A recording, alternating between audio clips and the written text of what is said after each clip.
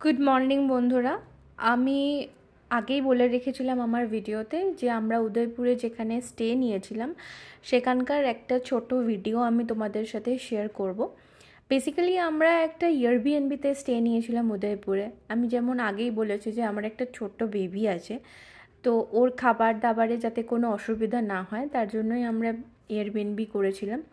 বাকি দেখতেই পাচ্ছ দুটো ঘর আছে, দুটো রুম আছে, দুটো টয়লেট আছে, এখানে ছোট্ট একটা কিচেন আছে, বাকি একটা ডাইনিং প্লেস আছে। আর জায়গাটাও যেখানে আমরা স্টে নিয়েছিলাম খুবই সিকিওর।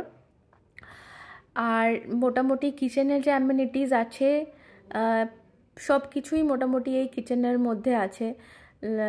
যেমন তোমার ইন্ডাকশন আছে, মাইক্রোওয়েভ আছে, মিক্সচার গ্রাইন্ডার আছে, বাকি তোমার ইলেকট্রিক কেটল আছে, ওয়াটার পিউরিফায়ার আছে, সমস্ত কিছুই আমি এখানে অ্যাভেলেবেল পেয়েছি। বাকি এখানকার ওনার যিনি ছিলেন তার ব্যবহারও খুবই ভালো ছিল, অনেক কিছুতে আমাদের হেল্প করেছেন ওনারা।